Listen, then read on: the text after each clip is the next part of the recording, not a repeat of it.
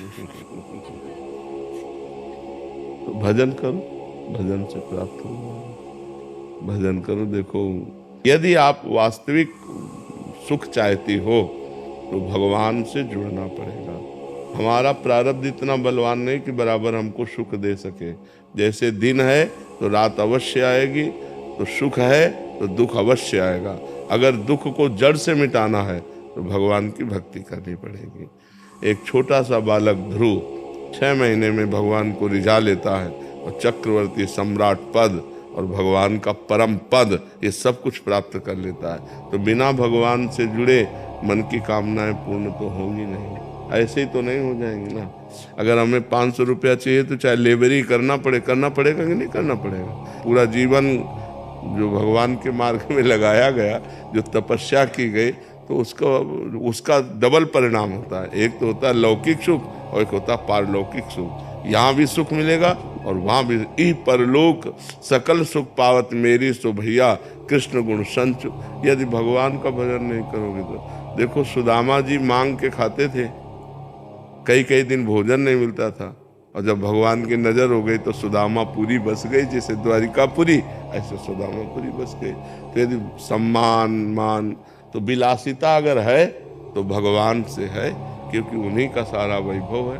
अगर उनसे नहीं है तो वो विलासिता नरक ले जाने वाली है। सर आप मांस पे विचार करो, नरक जाओ, है कि नहीं। धन बढ़ा तो और क्या होगा, यही होगा। विलासिता में अगर भगवान से जुड़े नहीं, पूर्व पुण्य तपस्या के बल से धन वैभव आ गया तो इस समय यही भी भोग सुहाएगा। तो इसलिए हमें लगता है सही विलासिता प्राप्त करने के लिए भगवान का भजन अनिवार्य। भगवान का भजन करते हो, कहोगी हाँ। अगर सही माने में भगवान का भजन होने लगे तो इनसे घृणा हो जाएगी, जो आप चीज कहते हो, विलासिता से घृणा हो जाएगी।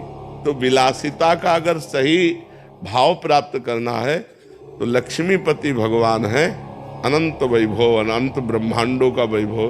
तो भगवान की आराधना करो और वो दे, तब आनंद आए। क्यों?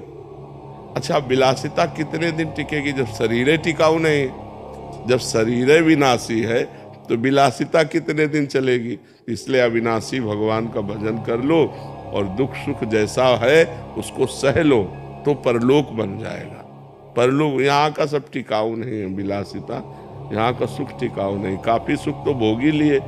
अब आपसे पूछे आपके पास क्या है, आप सोचो आपके पास क्या है, अनुभव क्या है? कुछ अनुभव नहीं। बस उसी की चाह है जिसका कोई अनुभव नहीं है, उसी की चाह है जो कोई टिकाऊ नहीं। अरबों बैंक में आपके जमा हो और आप मर जाओगे तो 1 रुपया जाएगा क्या आपके पास?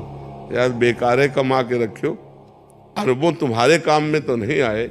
इतना व्यवहार, इतना पद प्रतिष्ठा, यदि परलोक के लिए तुमने भजन नहीं किया तो यहाँ से जब जाओगे तो न तुम्हारी पढ़ाई जाएगी, न तुम्हारी प्रतिष्ठा जाएगी, न तुम्हारी गाड़ी जाएगी, न तुम्हारे मित्र जाएंगे, न तुम्हारा बैंक बैलेंस जाएगा। अब अगला जन्म पता नहीं इसकी कौन सा जन्म हो। इसलिए हमको चाहिए कि मनुष्य जीवन में ऐसे आचरण करें कि पाप ना हो, और ऐसे आचरण करें कि हमें भगवान की प्रसन्नता मिल जाए, हमारा अगला जन्म ठीक बन जाए। तो खूब नाम जप करो, सत्संग सुनो, शास्त्रों का स्वाध्याय करो और पवित्र आचरण करो। मांस मदिरा व्यभिचार गंदी बातें इनसे बचो तो सब मंगल हो जाएगा, तभी सब मंगल।